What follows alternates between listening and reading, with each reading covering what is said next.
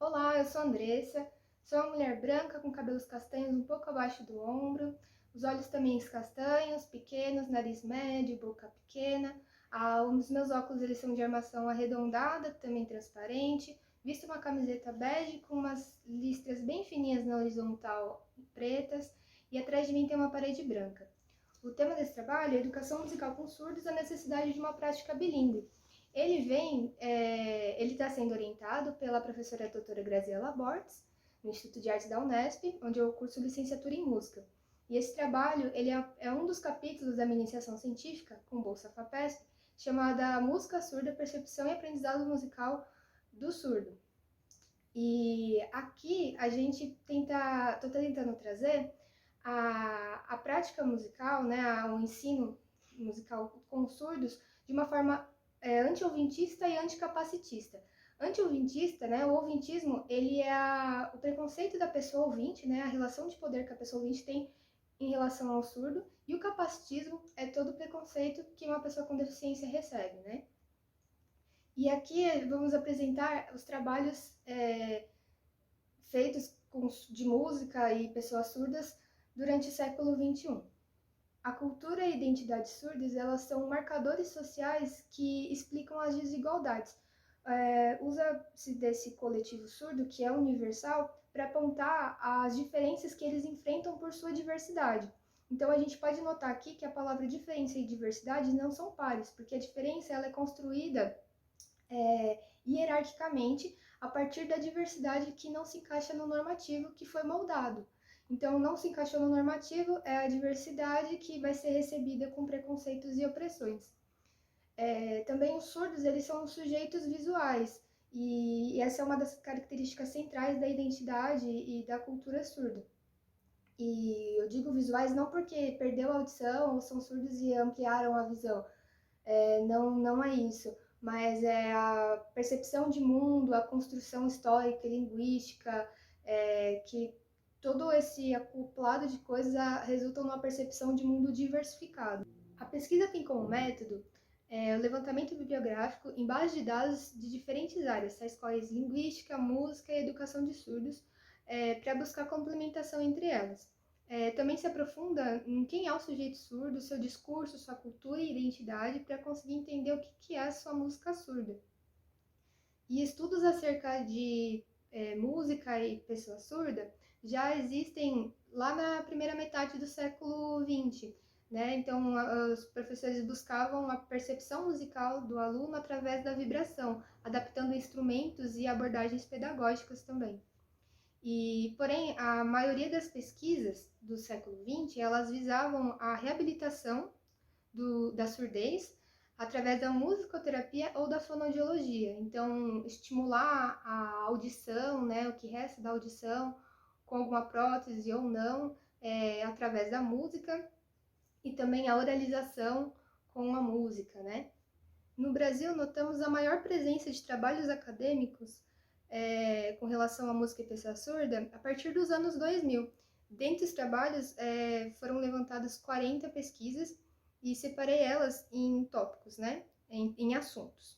Então, temos dispositivos tecnológicos e o aprendizado musical do aluno surdo, educação musical e processo formativo da pessoa surda, música para a inclusão dos estudantes surdos, estratégias para educação musical com surdos e outros que relacionam a música e pessoa surda com práticas musicais, oficinas e áreas muito diversas, assim, então eu acoplei dessa forma.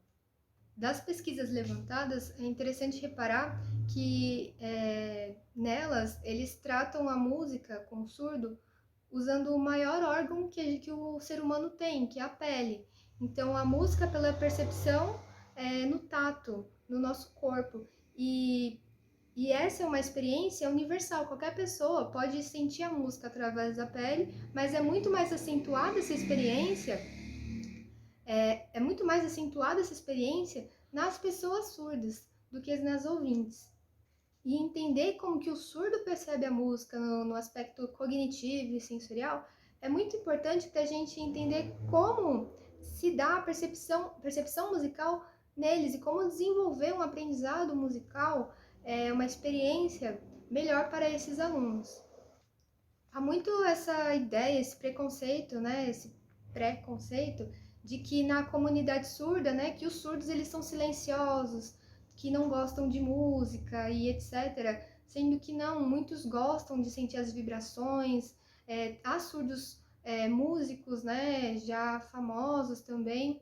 Então, tirar essa barreira, né, que já foi colocada pra gente, pelas mídias, né, por filmes e tudo mais, essa ideia de que o surdo ele não é musical. E ele é sim, ele pode ser sim, desenvolver a sua musicalidade também. O La Roça, ele já diz, né, que o aprendizado acontece na experiência, acontece no eu, quando tem o afeto. Então, quando o indivíduo também está aberto e receptivo a viver essa experiência também. E aí, pensando que muitos surdos, eles não tiveram a oportunidade, não houve o estímulo durante a vida deles, a música. Então, por muitas vezes, alguns familiares ou professores viram, não vou colocar música para ele porque já não escuta, então não precisa dessa experiência, não tem sentido. Sendo que tem sentido sim, é vibração, é uma outra experiência, né? Uma outra vivência. E se ele não passa por essa experiência, ele não é afetado, então não desenvolve o aprendizado dessa forma. E se algo não lhe aconteceu, não há afeto.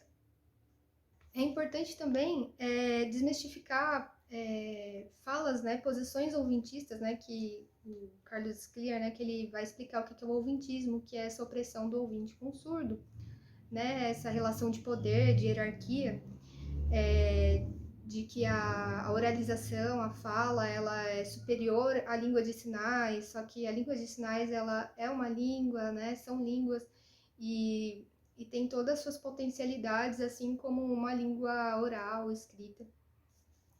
E é importante a gente entender, né, o protagonismo do surdo, né, ali no aprendizado musical, e que o surdo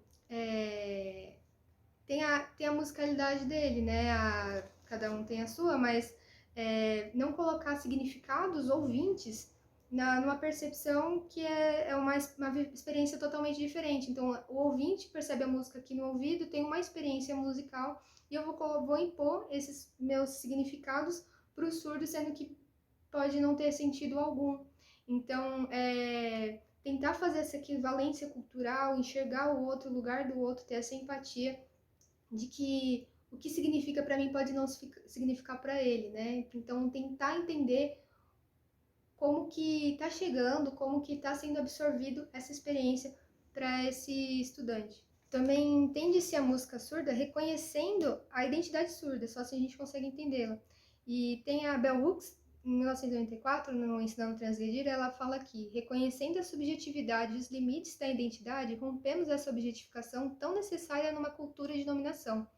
Esse contexto da Bell Hooks é mais para povos racializados, mas a gente pode trazer aqui também para o povo surdo, né? Então, rompendo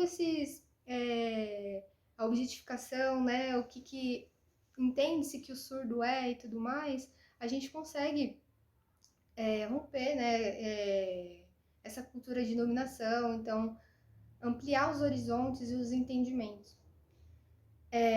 Tem alguns exemplos de atividades, por exemplo, do Charles do Barbatux, né? Em 2018, com os estudantes da DERDIC, de uma escola bilíngue de surdos da PUC, de São Paulo, ele fez uma atividade, que até foi transmitida na TV Globo também e tudo mais, de música de música corporal com os estudantes surdos e também com os boomwalkers, né, usando os boomwalkers e com a orquestra que tinha lá disponível. E aí, essa experiência foi desenvolvida, tinha um intérprete de Libras também presente nas aulas, e o Charles muito usando o seu corpo para poder se comunicar, usava o intérprete como uma ferramenta de comunicação ali, mas tentando se comunicar com os alunos diretamente, e aí eles percebendo o seu corpo, e várias das pesquisas, né, que eu levantei, usavam também muito o corpo para poder passar a música para o surdo. Então, toda essa comunicação visual e também a parte tátil aguçou mais o interesse dos estudantes e ampliou o entendimento também, né? Com o apoio do intérprete também. Tem outro exemplo, que é a da banda Absurdo, né? Que teve documentário de 15 anos deles. A diretora dessa banda, né? Desse grupo, dessa atividade, é a Sarita Araújo Pereira, surda, né? Mestra também, pianista. E lá eles contam que quando o grupo surgiu, tinham surdos sinalizantes, que usam a língua de sinais para se comunicar, e os surdos oralizados, que usam a voz para se comunicar.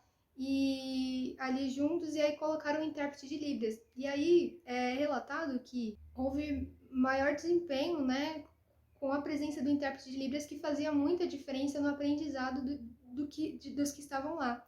Há outros projetos também pelo Brasil, como o Som da Pele, o Batuqueiros do Silêncio. Desses tem o Batman Girou, né, que ele é um professor e ele dá oficinas de música para surdos no Brasil inteiro, então tenta usar a língua de sinais, ou com a presença de intérprete ele também sinaliza, usar aportes visuais também, para ampliar o entendimento da música ali com os surdos.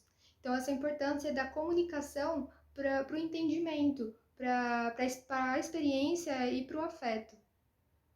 Compreende-se que para desenvolver um aprendizado musical com surdo, é importante que tenha um canal de comunicação mais visual, que ou o professor aprenda a língua de sinais para se comunicar melhor com o aluno surdo ou com expressões, e que, se não souber a língua de sinais, que tenha a presença de um bom intérprete de Libras.